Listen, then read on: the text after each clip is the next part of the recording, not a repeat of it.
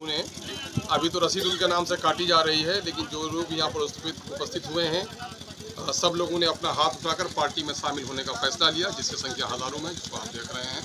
और ये सभी लोग हमारे मूल निवासी हैं, आदिवासी समाज के हैं, और हम बड़े आभारी हैं भाई बबलू वासनिक जी का, जिनकी कोशिशों से इस समाज के इस बड़े हिस्से को एमआईएम से जोड़ा गया है। यहाँ से ये एमआईएम अगले चुनाव की तैयारी कर रही है ग्राउंड लेवल पर।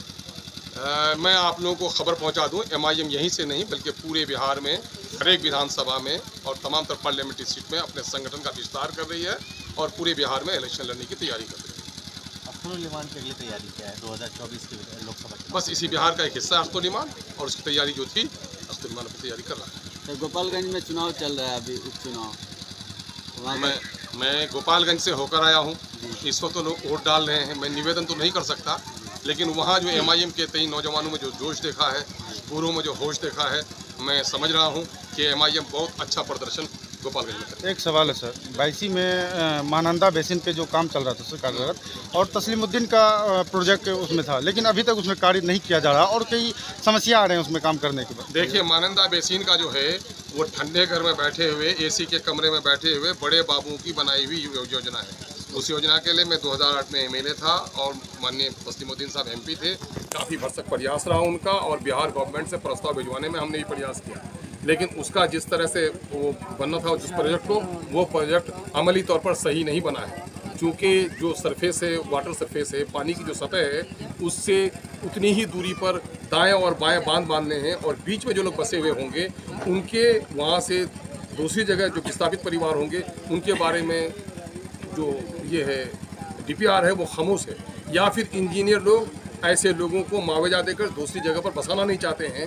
ये मामला सिर्फ ये ढाक के तीन पात हैं। सरकार जब जब महानंदा के विनाशकारी सैलाब की बात होती है तो वो महानंदा बेसिन का सपना दिखाती है। महानंदा बेसिन का कोई काम नहीं हो रहा है, और एक्चुअली धरातल पर वो काम उतरने वाला भी नहीं है।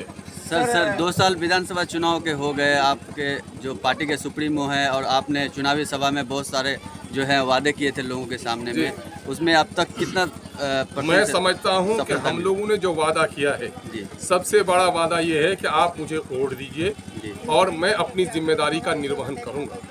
आप मीडिया के साथ ही गवाह होंगे कि जन समस्याओं को जितनी मजबूती के साथ एमआईएम ने सदन में उठाया है, किसी दूसरी पार्टी ने नहीं उठाया।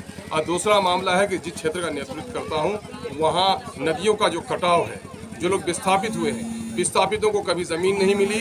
अब तक कम से कम 75 विस्थापितों को ज़मीन मिल चुकी है, और सैकड़ों लोगों को ज़मीन मिलनी है। अभी वहाँ पर जिन लोगों के घर कटे उनको आपदा नियमावली के अनुरूप कभी मुआवजा नहीं मिला। अभी 22 लाख रुपए का मुआवजा हमारे क्षेत्र के लिए आया है। नदियों का सर्वे नहीं हो सका था, जेई और यही से आगे कोई ऑफिसर नहीं जाता था। स्टेट लेवल के चीफ इंजीनियर्स को लाकर हम लोगों ने नदियों का सर्वे कराया है। इस इलाके के शैक्षणिक, सामाजिक विकास के लिए और यहाँ की समस्याओं के लिए, साथ ही बिहार के दलितों, पिछड़ों, अकलियतों के समस्याओं के लिए बड़ी जिम्मेदारी के साथ पार्टी काम कर रही है। सर 4 विधायक आपका छोड़ के चले गए, पार्टी राजद का दामन थाम लिए। अब आप सर किसके विपक्ष के साथ है कि राजद के साथ? अब क्या कीजिएगा, देहांत हो जाता है, कभी कभी कोई फरार हो जाता है, कभी कोई भाग जाता है, कोई किसी को भगा के ले जाता है। तो समाज में ये लोग भागने के लिए तैयार थे, दूसरे लोग भगा के लेके चले गए।